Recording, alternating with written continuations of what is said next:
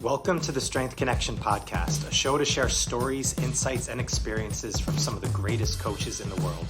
I'm Michael Kurkowski, so grateful for you joining me today. And if you like this episode, please like, share, and subscribe to support the show. All right, let's dive in. Here we go.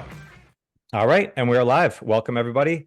Roger Parks, really nice to meet you. Thanks for coming to the show. Nice to meet you. Thanks for having me. Yeah, I followed Iron Revival for a while. I've really liked the work that you're doing. As we just talked about off air, you go deep into specifics of stuff. And I think I always appreciate people who are doing that in a way of really trying to understand most efficient, most effective ways to do things, specifically in the kettlebell world, because we really try and dial it down into a few very specific things and do them very well. And when you do that, you can start to get really deep into the intricacies of it the more you learn and the more you practice. And the work that I've seen from you and the information you put out, I love just seeing how you think through things. So I'm curious with this conversation and going over your new book. So again, really appreciate you jumping on.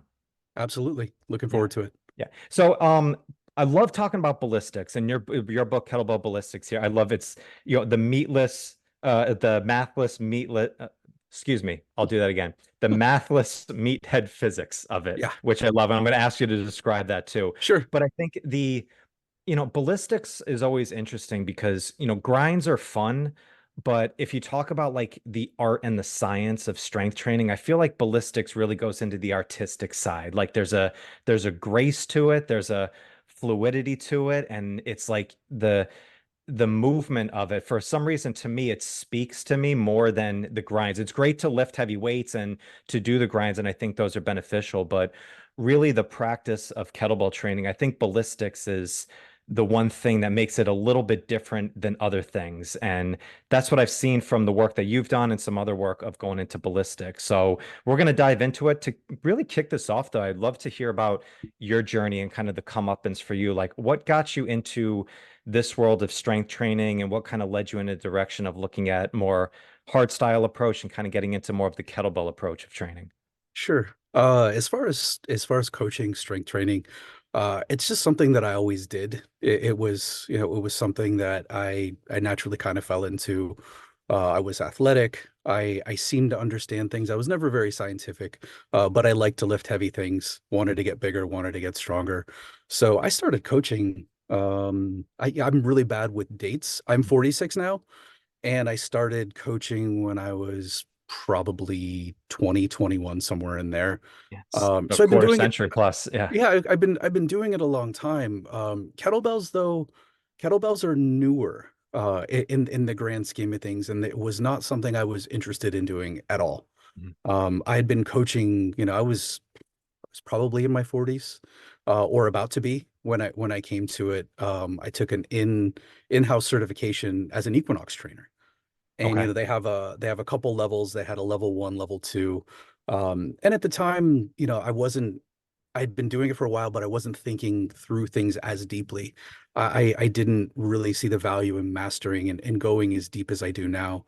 So it was just something to collect. It's, oh, here's another piece of paper that says I know how to do a thing. And I wanted, 7,000 things because that makes me a better trainer, increases my value, blah, blah, blah. So I took that cert, and it was, I don't want to be critical because it's a very difficult thing to do, to teach. Basically, we learned everything in level 1 except for the snatch.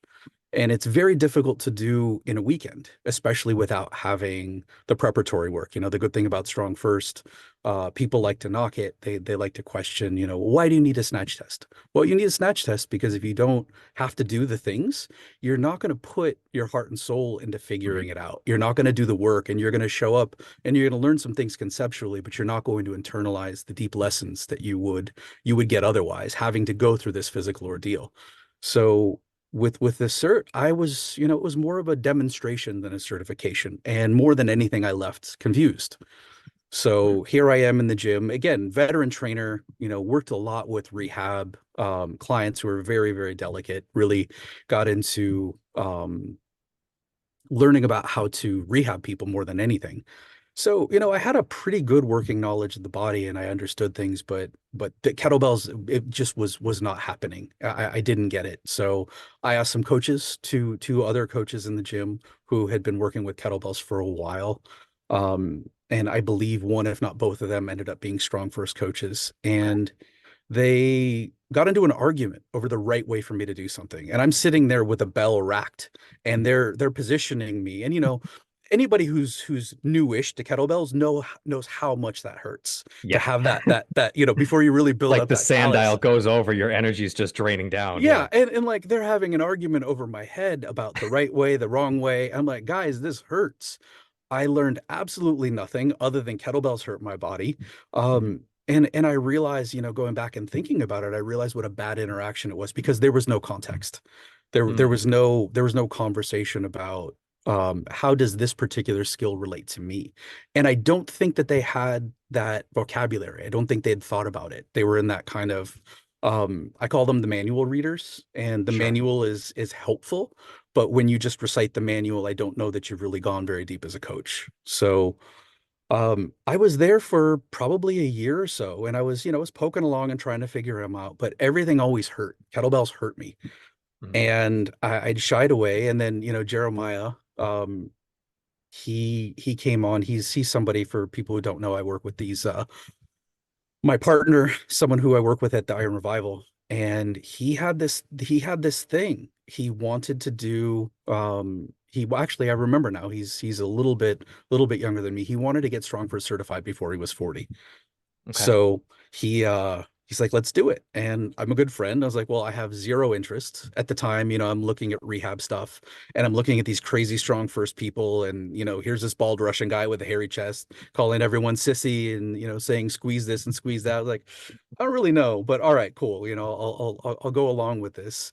Then I started reading, the about some of the strong first philosophies about the idea of practice and, leaving something in the Mhm. tank. I was like, oh, this organization is actually interested in technique and doing things the right way.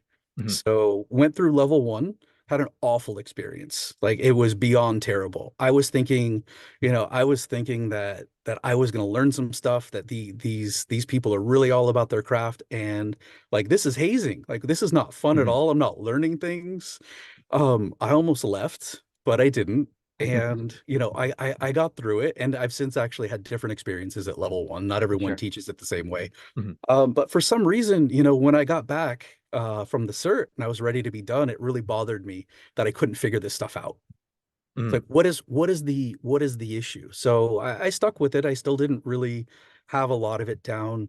Um, Somehow he convinced me to do level two as well. I like the idea of the half body weight press. Lifting heavy things is fun. So like, all right, Sure. cool. Um, and then at level two, I had another experience where I had three of the assistants arguing over the right way to do something. They were talking about my rack position, and I don't know if you can really see this, but naturally, my right hand is higher Sure. Yeah. It's than my slightly left. asymmetrical. Yeah. Mhm. It's so is my rib cage, so are Yeah. most people. And there was this discussion, again, similar context. For me, no context for them, arguing about the right way to do things. And then one of the other coaches, who actually had a background in engineering, came over, and he told me to do just what I did. He said, put your arms up. I said, okay. But he said, pull him into your chest. And I did that. He said, he's doing what he needs to do. He doesn't have a Yeah. choice. And then he Mhm. just walked away. I was like, that's what I need. And I never got a chance to follow up with him. But, fast forward, um, until the pandemic happened. Mhm. I'm getting into kettlebells. I'm learning the stuff. I'm getting better and better, but I didn't have the information I needed. But now all of a sudden, just like the whole world, I had all this time on my hands. So I Mhm. was like, okay, what is the lowest common denominator? What is like, where can I start? And I realized that I didn't understand motion. I don't understand Mhm. how this works. Looking at a swing and trying to pull it apart, I'd always been taught things like, it's a hinge, it's not a squat. Looking at muscles, looking at, these weird nebulous terms like posterior chain. Mhm. Um, I had that background like most coaches do. And I was like, I remember that interaction, and I remembered that I'm lacking context. So it's like, okay, what can I do other than understanding all the nuances and all the context that would potentially go into coaching an individual? What does everything have in common? In its physics? Mm, So I started reading physics textbooks because what else am I going to do? I found there are actually some good stuff online.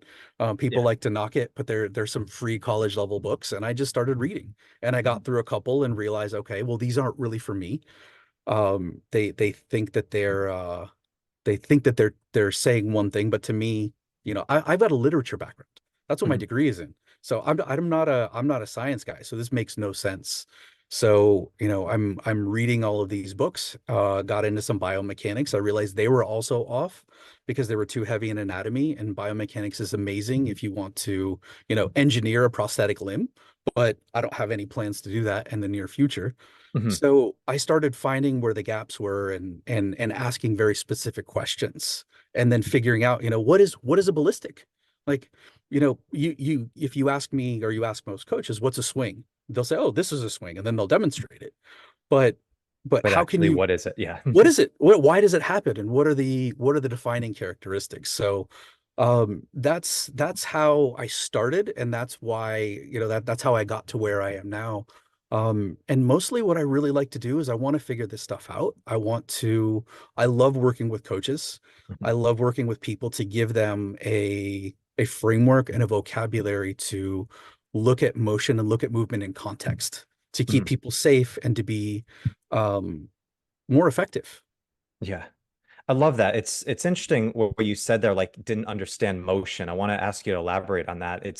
But I think it's interesting, being in Strong First, I started with the RKC, so I've been in this world for a while now on it. And what always drew me to it was it is a system. I think it got, the kettlebell was very synonymous with it, but when you actually start diving into what Pavel's trying to do, what the master instructors do, it's a system of strength. And Mhm. I think with some instructors, I was a zealot at that point too. It's like you try and fit every individual into the system where it's like this guy who came up and realized that your architecture is Mhm. different. It's like, no, you need to know the system and then apply it to the individual on there. And Absolutely. because I saw it before, like it was, you think it's hazing now. It used to be even bigger when it was the I know. RKC system, when it was like we did the snatch test first, and it was like, and it is, I mean, there's something to a rite of passage aspect of instructorship. I think it's so easy to just, you start just accumulating all these things because you took a course, but you really don't know if somebody is actually understands the knowledge and can really apply it. That's why I've always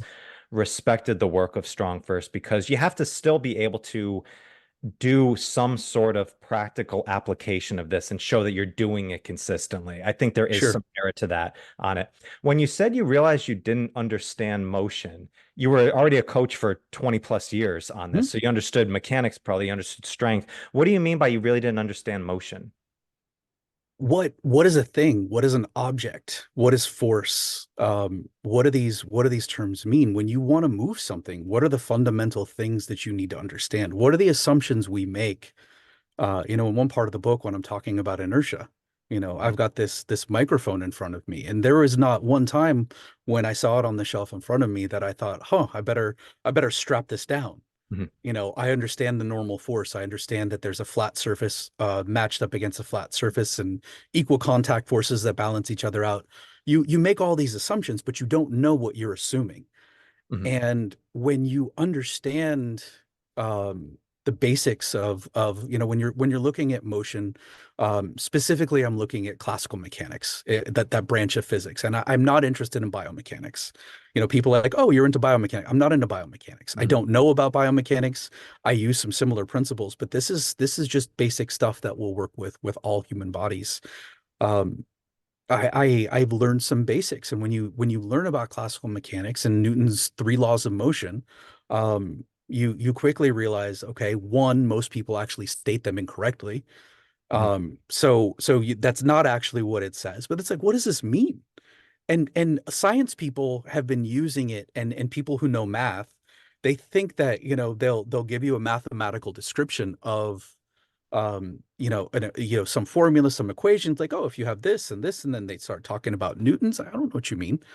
Right. But motion itself, is something that's observable, but how does it happen? Mhm. So, an analogy that I use commonly is you go into a mechanic. Would you bring your car to a mechanic who didn't know how a car worked?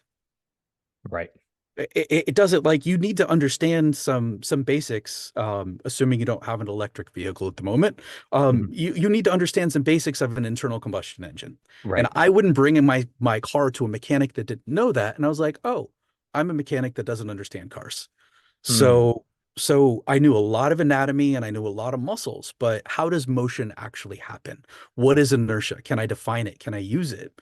How does Newton's first law inform my coaching and my decision making? And I realized, with a lot of stubbornness, this was not an easy thing to do. I don't have any illusions that I'm smarter than most people, but Mhm. I am more stubborn than most people. Yeah. And hours, I'm talking about thousands of hours trying to figure out, okay, how do I make this make sense to me with my background, and how can I apply it to coaching? So, motion's a tricky thing, and we take a lot of things for granted. Um, and unless you understand this stuff, I don't think you don't have a vocabulary to really understand what it is you're seeing and doing. And it's hard to make decisions. Yeah. I think it's interesting, Roger, because in coaching specifically with working with clients, there's such an emphasis of not overcomplicating things to the individual that you're working with. Like, don't educate, them, like, because it goes over your head. But when you're actually talking about becoming a better coach, like the understanding and building your toolkit is a really powerful thing, and it's a very important thing. And I think sometimes that gets lost for coaches. It's like, because you're working with people, you don't need to go into gross anatomy or into why things happen the way they do. You just need to get the person to do it. Sometimes that gets lost into, well, you should still understand. If you want to be the best coach that you can, you still should be able to understand it. It's like the mechanic. It's like, yeah, maybe you don't need all the tools in your toolkit, but you still should be able to have them, even if Sure. you don't need to use them at any point. So, as you're talking about going deeper and really understanding these things, I think it's a really important thing, specifically if you're a coach and you're trying to keep building up your knowledge base on it. It's only going to make you more powerful. Yeah, and there are some things, again, I understand the Titanic project that Strong first RKC, then Strong First, specifically Pavel, what he's had to do to introduce this thing to this culture and bring it to where it is. But when you look at some of the things in the manual, at least last time I read it, there's some things that are really problematic. And when you talk about things like, for example, a vertical shin, Mhm. keep a vertical shin. And then I think they've amended it to be near Mhm. vertical. But when you're a young coach and you see vertical shin, that's what you're after. So when you're coaching people, like, no, your shin's got to be vertical. Your shin's got to be vertical. I don't have conclusive proof yet, but I'm pretty sure that that is physically impossible for a hard style swing to Mhm. actually have a vertical shin. And I've never seen someone who doesn't have some knee coming forward, because I understand the angles, and that most of the force in a swing is vertical. It's not horizontal. And we're taught, we're taught hip drive and horizontal displacement and all of these things. And it's like, okay, well, that's important, but that's a byproduct of the actual force production.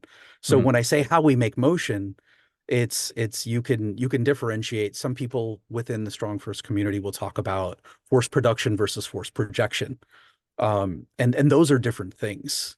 So it's not just about being elite top level. I really think that at a fundamental level we should understand these things, because if I think a shin needs to be vertical, if I think a Mhm. forearm needs to be vertical, and I don't understand that the center of mass of the kettlebell is offset, and I'm introducing torque to my shoulder, which could potentially injure me, or if I am, still kind of doing the older kind of RKC swings where the torso is Mhm. almost a horizontal to the ground, that's problematic for certain people and certain body types. So there does come to a point where it's not just a matter it's not just a matter of being elite.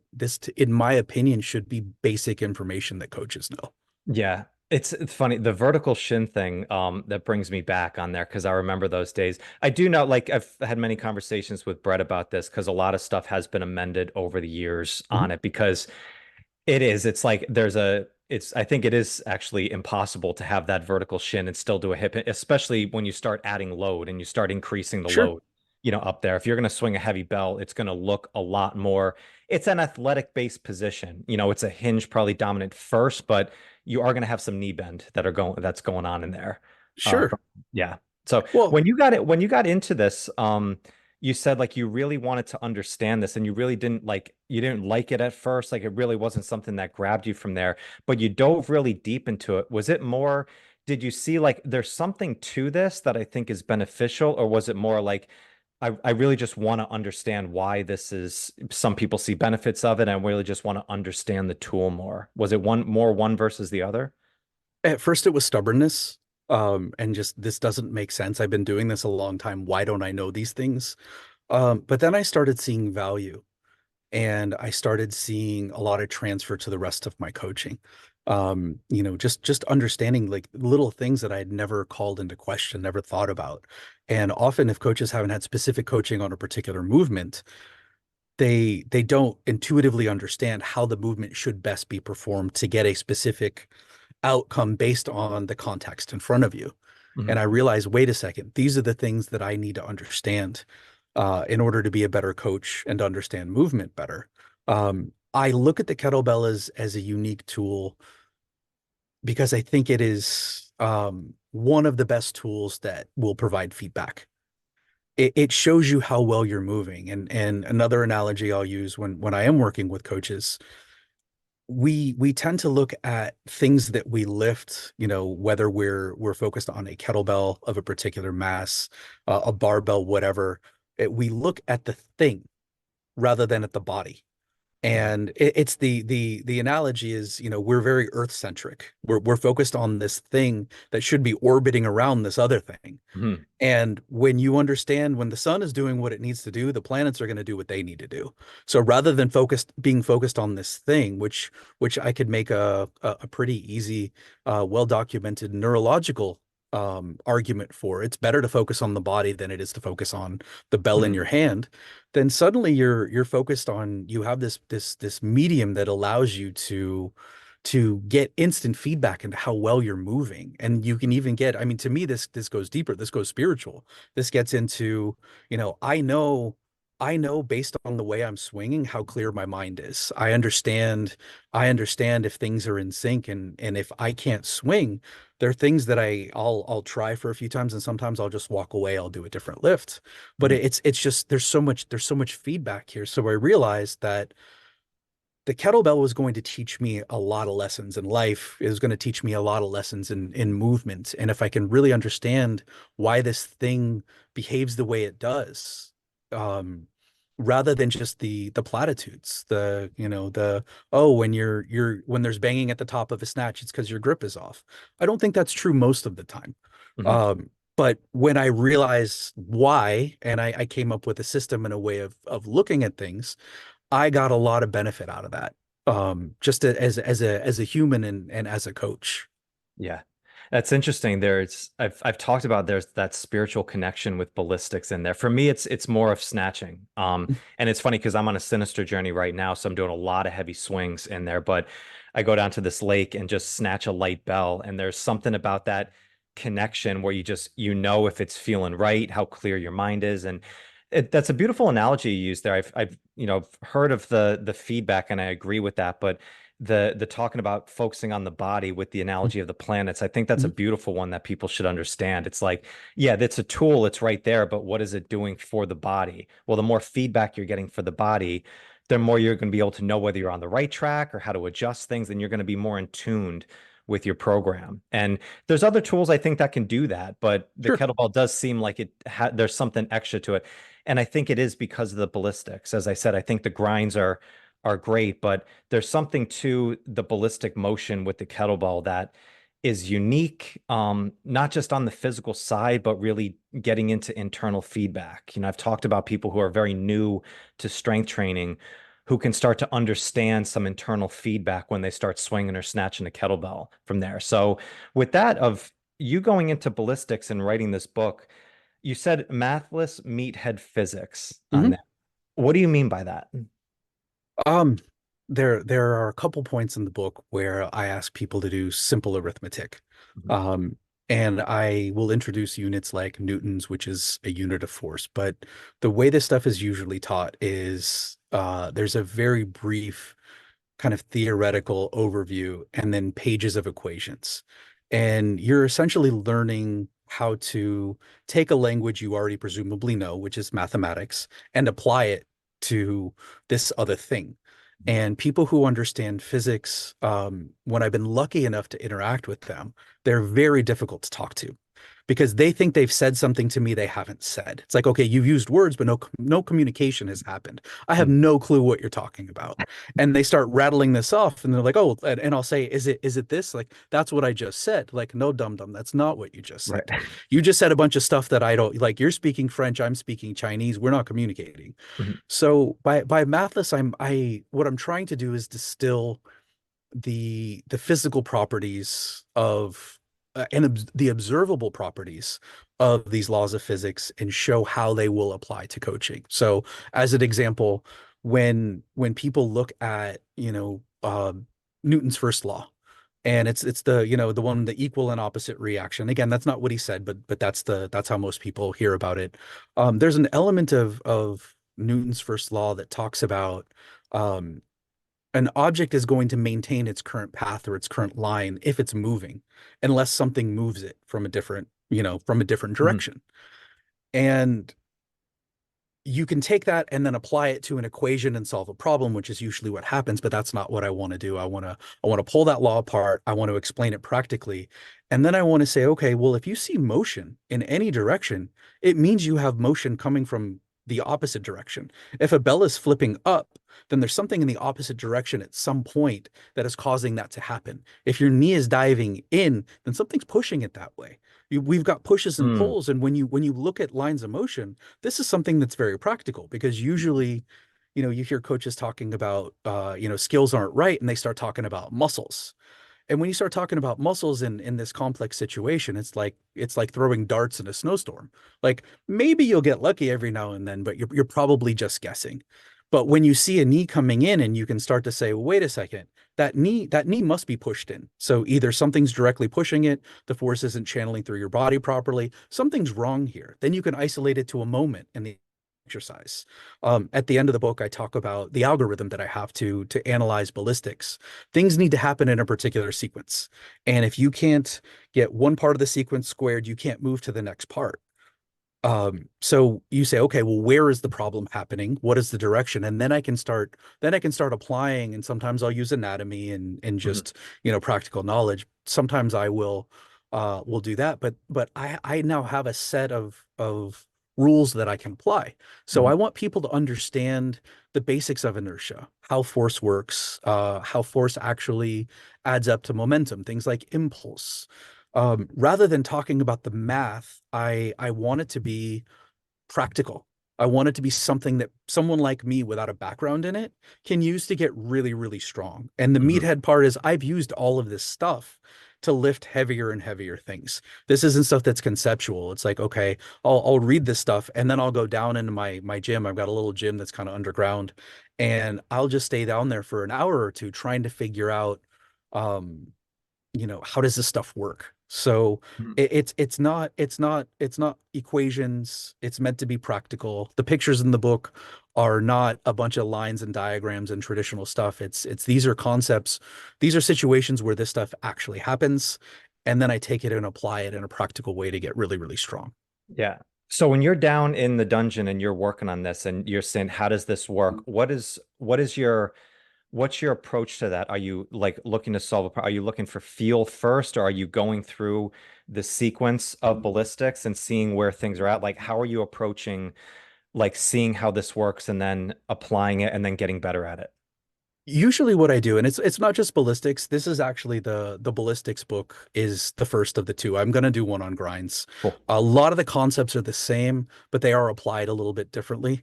I do need to be careful not to run over familiar ground because there are some books out there that talk about things like moment arms and things like that. One in particular by a notorious kettlebell hater. Um, so I don't want to run out. I don't want to run over familiar ground, but that's coming anyway. Back to your question. Um, I'll go down there and I'll find a concept. Let's say center of mass, and I understand the implications of center of mass. And when you move an object through its center of mass, the center of mass is a proxy for the entire object. Mhm. If you move that center of mass, you move the whole thing. And then understanding lines and things like that. So when we get into pressing, for example, I'll play with different grips and I'll play with different grips and forearm positions. And another thing, just like the vertical shin, the vertical forearm is not usually good for most people's presses. Mhm, I can get away with it with a 24, which is my snatch test belt. That's not very heavy for me. mhm. But, Brett Jones talks about this. I've seen a few mentions of it.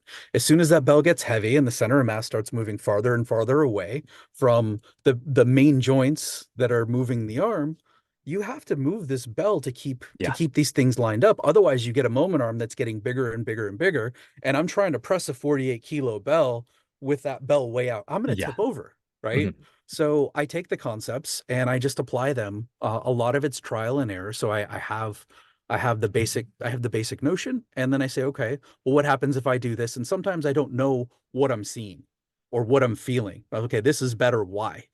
And then I'll get back and I'll think okay. about it. And of course, you've got to get into, if you're doing the press, then you've got to get the clean. So I'll play with all the different grips, and then you've got, how does the clean work? There's going to be one clean that's going to be better. It's going to make it Mhm. a little easier, but does that work with your anatomy when you land the bell? And it kind of goes on and on and on. Yeah. But I basically take the core concept and find ways to apply it both to practice to get people to feel things, Mhm. and then with the efficiency of the actual movement. Yeah. The grip stuff is so interesting, particularly with the bell. Me and I just did Mind the Gap with Brett in Cincinnati, and we talked about like just putting the hands up, and everybody's in a Mhm. little different position of there, and that's going to align a lot more with what feels best Sure. for you. And it is, it's very, I remember when I started doing heavy get-ups and I was trying to keep that same like vertical arm over. Well, when the Hmm. bell gets heavy enough, all of a sudden that bell's not over center of mass anymore. Yeah. And I remember Brett's like, well, just you got to move your arm just slightly forward a little bit. So you get, I was like, oh, that's it. And it seems contradictory when you're thinking about it at a beginning level of teaching people stuff. But Hmm. once you get to certain levels and you get to certain weights, things are going to adjust based on your own architecture. And I see, I mean, you're a big chested guy in there, like to have a vertical forearm position Hmm. as somebody else would have like a very small frame. Yeah, it's just not going to be conducive for, getting the maximum work. So, That actually brings up kind of another interesting point that I glossed over, but you mentioning it made me realize I've got a weird body. My shoulders are wider than my hips. I've got some rotation going on. I've been around, I'm not 20 anymore, so I've had some injuries. Things are just not, things don't always square with me. mhm, From what I'm told, my arms are a lot longer than they should be compared to the rest of my body. So I don't always have, the one size fits all. And again, you'll hear Brett talking about this stuff with his, with his hips or his shoulders. And this is a normal thing. But because the normal kettlebell rules didn't work with me, because I do tend to be massier upper body than lower body, I need a more I need more of a positive shin angle. I don't have a choice. And when people try to put me back into that, this comes down to leg length and tibia length and things like this, and just being able to produce force. When you put me back into this position and you insist that I get, even 45 or lower, mhm. it hurts. Yeah. So the things you're telling me to do are hurting me. I don't want you to coach me. I think that's pretty simple. So I've had to say, okay, well, what works with me and my weird body, and why? And that's another thing that I've kind of taken off. The second book, I'll get into anthropometry a little bit more. I Mhm. didn't get into it in the first, but it's a not too detailed. Maybe that's a future project, but it does significantly um change your experience of a kettlebell. Yeah.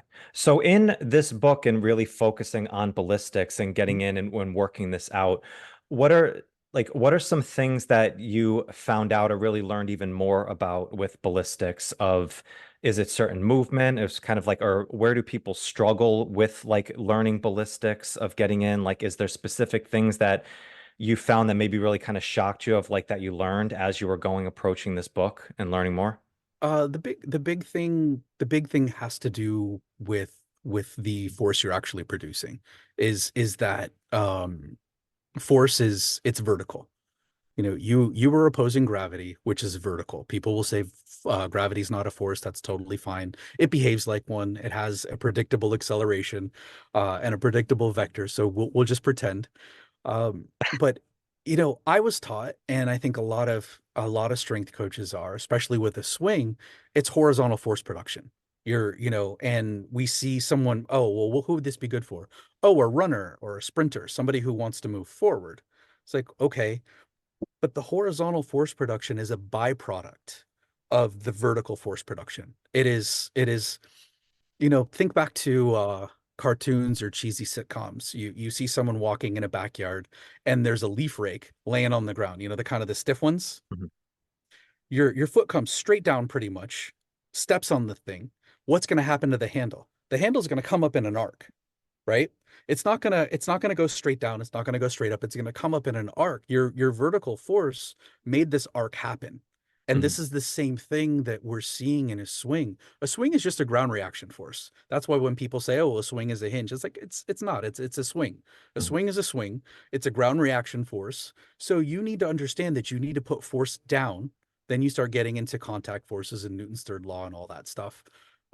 When people understand they need to put force down and they need to do it at a particular speed, then things clear up quite a bit. I work with a lot of coaches who are newly certified or trying to get certified, and a lot of them have this notion of pushing the hips forward. It's all in the hips. It's all in the hips. But that will actually make you weaker. That will make your swings less Yeah. Mhm. effective. You have to push your feet straight down. That doesn't mean you don't use your glutes. You have to. But when you look at some of the studies, your glutes aren't even really at your disposal through most of the movement. When you Mhm. get into the backswing, you're looking at probably a rebound off of your hamstrings.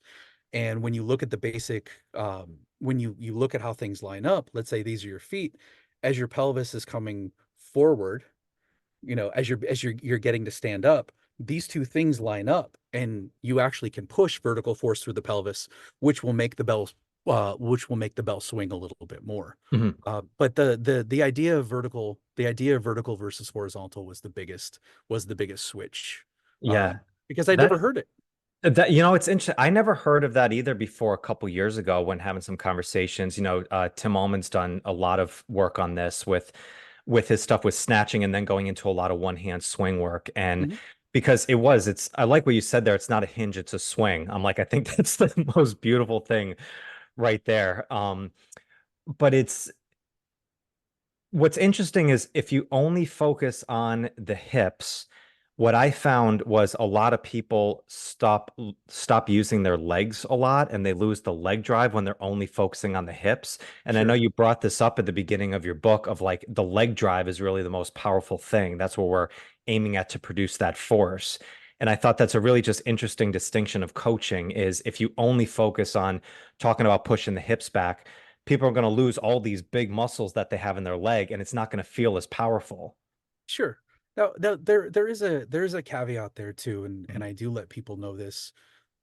Sometimes focusing closer to the center of your body, which is where most people think the hips are, if they have an idea, a lot of people you say, "Hey, where are your hips?" and they don't know. They kind of put, their hands somewhere, Around their near their belly button. pelvis. Yeah. Yeah, somewhere around there. But sometimes it benefits um to focus closer. I mean, this has been in some of the biomechanics reading I've done. When you look at proximal versus distal contractions of muscles, when you get more proximal, you will often have better contractions. But what I'm looking at is a contextual philosophical framework where you can start. And most people, one of the reasons why I like a swing as a swing is people don't usually say a jump is a squat. They jump as a jump. You don't break down Right. these natural reflexive automatic movements into these things. This is what we do as coaches to try and help explain them. That doesn't necessarily help our clients. Our Mhm. clients know how to stand up really fast. So in the beginning, when I'm teaching somebody how to swing, I said essentially what we're going to do is we're going to connect this kettlebell to your body until you guys are one thing. And then I'm going to have you stand up really, really fast. That is the basics of what I'm trying to do.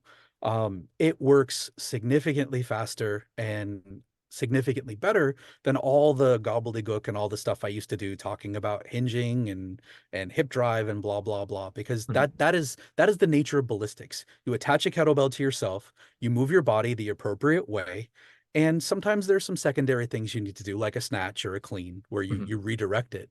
But for the basics, the swings or some of the other, we'll teach. We call it a goblet clean, where or like a ballistic clean with two hands. Sure. Mhm. These things are very, very basic. Attach Yep. it to your body, get tight, and stand And really drive up. fast. Yeah.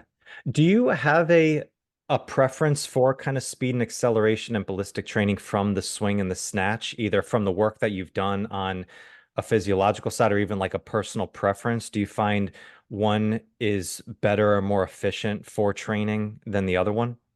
Are you talking about how fast I'm moving my body? Just more as far as like power output and just like effective training and results that you get. Do you find that working one versus the other, do you feel like you have one sways a little bit more towards your favor? So don't take this the wrong way, but I don't care.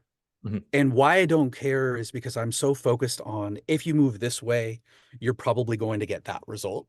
I'm Mhm. not to that second phase where I'm really layering it in yet. Mhm. So that's what I mean by I don't care. Now, what I will say, which I hope answers your question, um, the speed at which you drive your legs will determine the different behavior of the bell. So what a lot of people don't talk about, they talk about power training, whatever that is.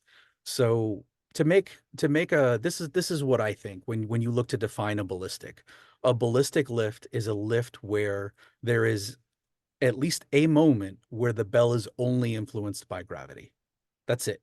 Some people talk about, releasing power all at the same time. You can do that with a deadlift and your hands are still tugging up on the bar. It's Mhm. not ballistic. It can be moving quickly, but you need to make that bell move up faster than gravity makes it down, move down. Mhm. That is the definition.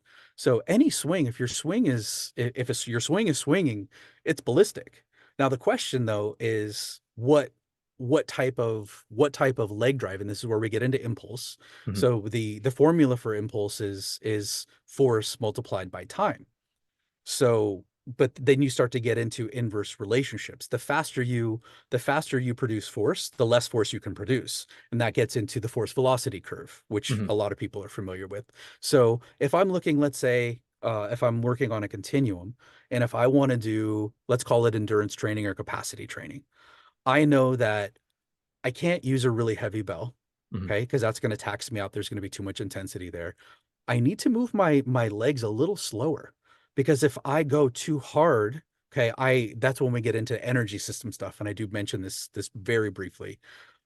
If the intensity is too high, I'm not going to be able to continue, excuse me, for very long. So I need to move a little slower. I can't move as fast as possible. Then I'm going to start working on my bouts that, I'm going to get closer to a minute with my movement, and I don't really care about reps at that point. I'm just working with chunks of Sure. time. Mhm. And you look at kettlebell sport, and they're masters at this stuff. They're great at moving kettlebells for a long time. Their bells always get ballistic, so they are power training. That is power, especially relative to, just doing a bicep curl or something. Mhm. Um, but they're moving at a much slower rate.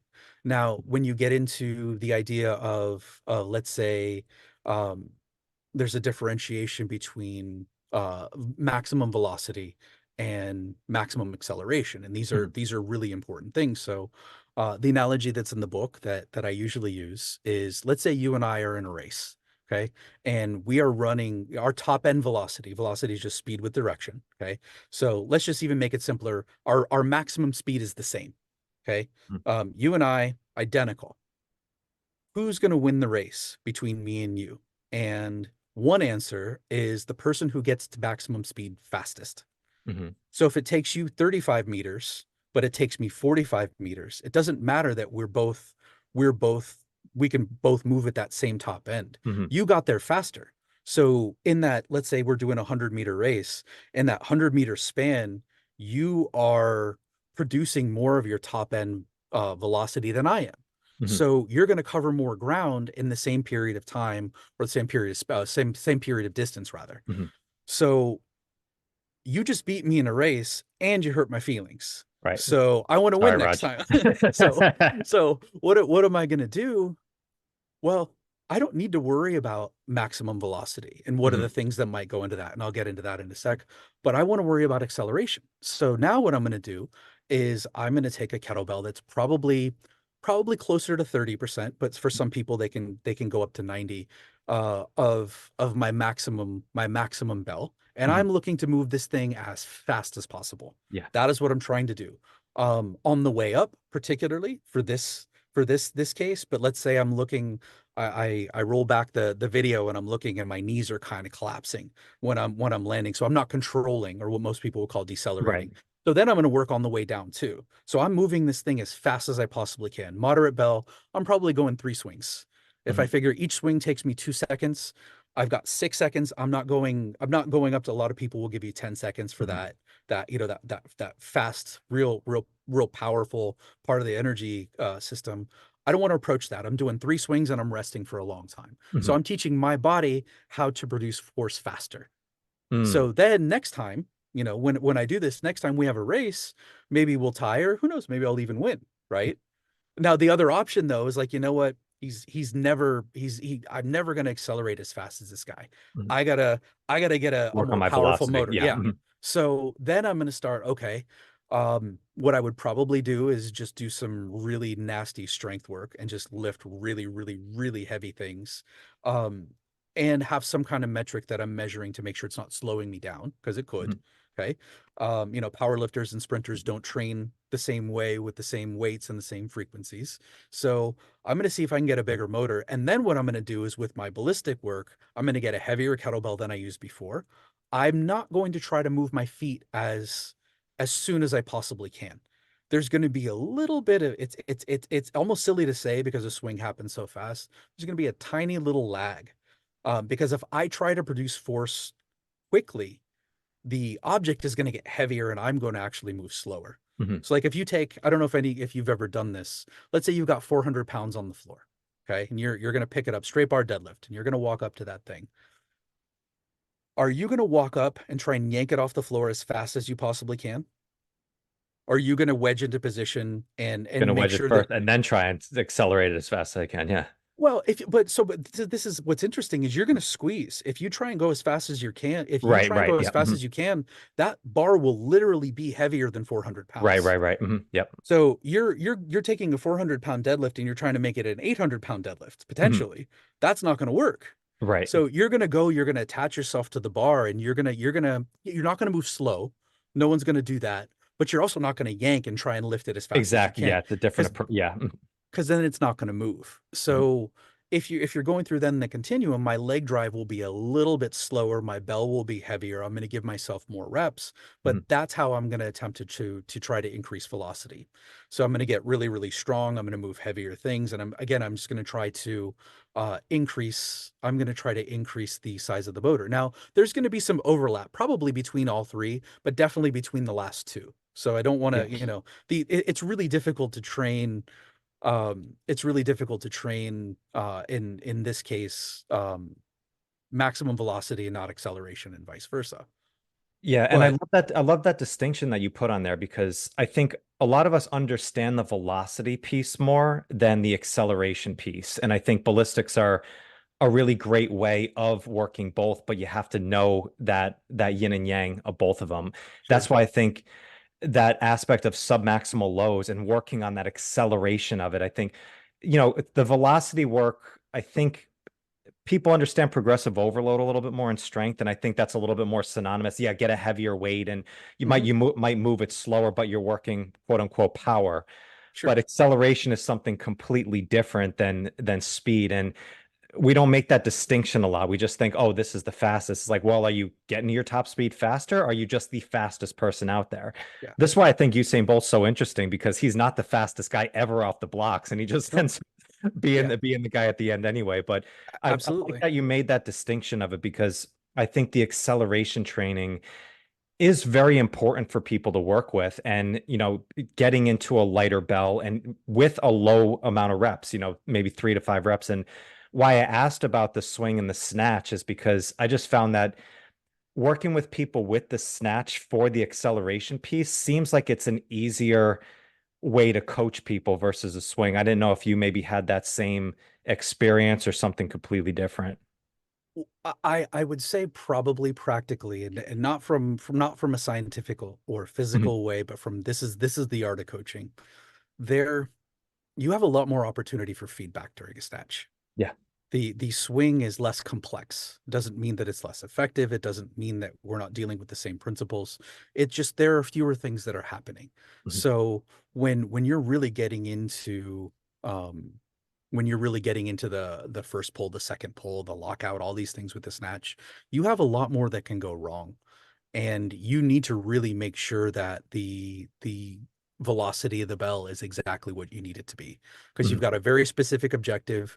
And again, when you're catching that bell overhead and it doesn't feel good, you know right away that it's a little bit off. So I would say yes.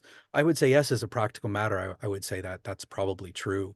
Mhm. To finish though, one thing that to kind of sum this idea up, I will sometimes ask other coaches. Sometimes when I go to different gyms, I've had other coaches correct me, tell me I'm swinging wrong. That's always fun. Um, but we Always get fun in. Yeah, conversations. I'm usually patient. Yeah. But they will I'll ask like, hey, what are you doing? And oh, I'm power training. Okay. Well, what do you weigh? Oh, weigh about 165, 170. Okay, so you got a 40-kilo bell, and how many rounds are you doing? Oh, I'm doing 20. And how long are you resting? I don't know, about 30 seconds. How many reps are you doing? 10? It's like, so you're power training. Mhm. So you're moving a bell that is very substantial relative to your body mass. You're not moving it quickly. You're moving it for a long time, and you're not giving yourself any rest. Now, you can say I'm power training because the bell is ballistic, but like, what do you even mean by power training? Right. You're taking your body away from all of the, there are certain things, these are all ranges, but there's certain things that need to happen to elicit a particular response. And that's where we get into the difference between training and working out. So it's not wrong to do that. And there are goals that will, there are goals that will certainly benefit that. But when you're telling me you're looking to move an object faster, I don't buy that. Because I don't think you're power training like you think you're power training. You Newton's second law. There's the inverse, which is often overlooked, the inverse relationship between mass and acceleration. Yeah. The greater the mass, the lower the acceleration for a given force. So why don't you lower that bell? Like, Right. that will impress me more, rather than your suspect swings with the 40 No before doubt. you Yeah. correct mine. Well, listen, Roger, dude, I really appreciate your time on here. I really like the way your mind works just as a coach. People who are going in depths and really trying to understand why all this stuff works and really putting this information out, I think is so valuable for all of us. So I really appreciate you taking the time today. I really enjoyed it. Absolutely. I did as well. Yeah. So if people want to check out the book, Kettlebell Ballistics, they want to see more about what you're doing, what's the best place that we can direct them? Probably I wrote this down. I actually have my partner do it because I never remember my own stuff. On Instagram, I'm Roger M. Parks. On Instagram, we are at the Iron Revival. We've got some YouTube stuff out there, just youtube.com/Iron Revival. And then we actually have an app that we came out with a few years back as well. That's free, and it's really easy to assist your training. So you can go to the App Store and just put Bells. It's called Bells, or put Bells Kettlebell Training, and that'll come up. So there's some Perfect. programs and stuff on there, but it is free. We got tired of losing track of where we were on ladders and stuff like that. So it was like, hey, let's make an app. I love So it. I love it. So that's we'll get that in the show notes too. So okay. make sure that people can all follow that. So Roger, again, thank you so much. Really appreciate it. Listeners, thank you very much. I'll catch you guys on the next one. All right, peace. Thank you so much for joining me today. I hope you found some great value here. And if you like this episode, please drop a comment and leave us a 5-star rating and review. It does more to build the show than you can imagine. And do not forget to check out and join the Strength Connection Facebook group. In this group, I share the biggest takeaways and lessons from these amazing conversations, as well as training and strength tips for pursuing mastery and fulfillment in life. This group is filled with individuals looking to take full control over their strength, and it's the perfect space to explore new ideas and to share your journey. And you'll also get exclusive access to these Strength Connection Mastery Seminars. It's a deep dive into the physical, mental, and spiritual training that you can begin using immediately. So do not wait. Go now. Seriously, go. All right, much love to you. Thank you so much, and I'll catch you on the next one.